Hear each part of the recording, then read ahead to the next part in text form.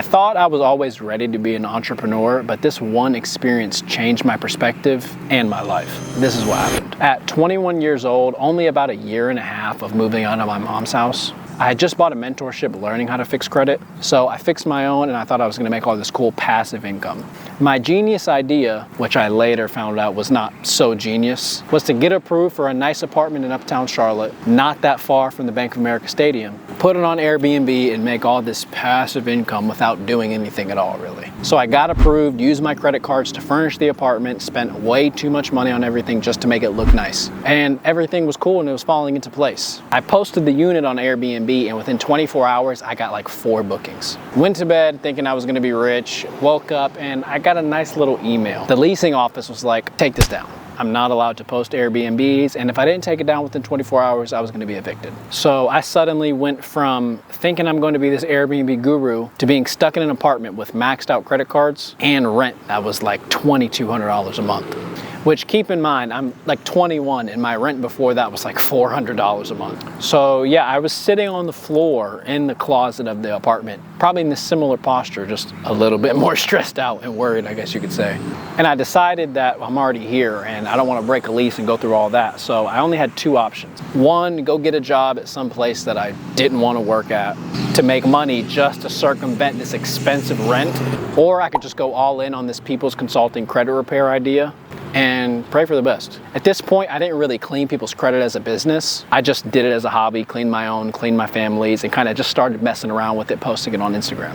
So I decided to go all in. Hey Donovan, this is me. Hey! You see it, man. We got the best credit repair team. Stop playing with us. I invested everything into this business, time, money, energy, and everything in between. There were multiple months where I had just enough money to pay rent, pay bills, eat a little bit, and just keep the machine running. But a few months out of that, I learned a very powerful lesson. Being in that position really pushed me to perform. It forced me to develop new personal habits, become more disciplined, and it forced me to develop a level of financial management that I was not used to.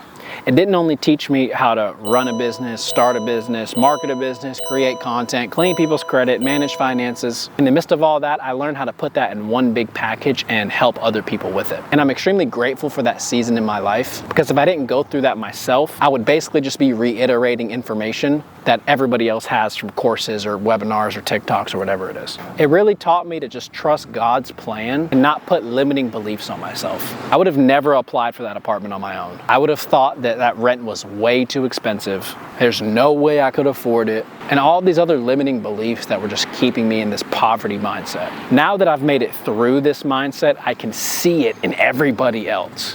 Like, you don't even know the things that you could accomplish if you just stop believing the same things that you've been believing your whole entire life. And I don't mean to sound airy-fairy or inspirational. That's genuinely not my goal. My goal is to just contest your thinking. So when I was able to make it through this lease, actually end up being able to pay for the rent, it gave me enough confidence to go all in other aspects of my business. If it's expensive mentorships, if it's just going out on the limb and meeting new people at networking events, spending a bunch of money on information, not knowing if it was gonna be fruitful or not, all derived of the confidence that I gained in this experience.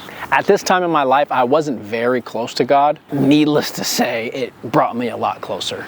Seeing how precisely things fell into place, and man, I got to a point where I was charging, a couple $1,000s just for consulting. Now, if you would have told me I was going to be able to charge somebody thousands of dollars for my knowledge, I would have, I didn't even know what that means. How do you do that?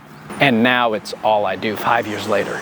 So in closing, that experience did not only make me a better entrepreneur, but a better person in general. So if there's anything out of this video that you can extract, don't put limiting beliefs on yourself, and of course, trust in God. I guarantee if you abide by that, you'll look up a few years later and be in a good place. Riding around here with them big old trucks. I think that's it. Good? Should I say that closing again because the truck?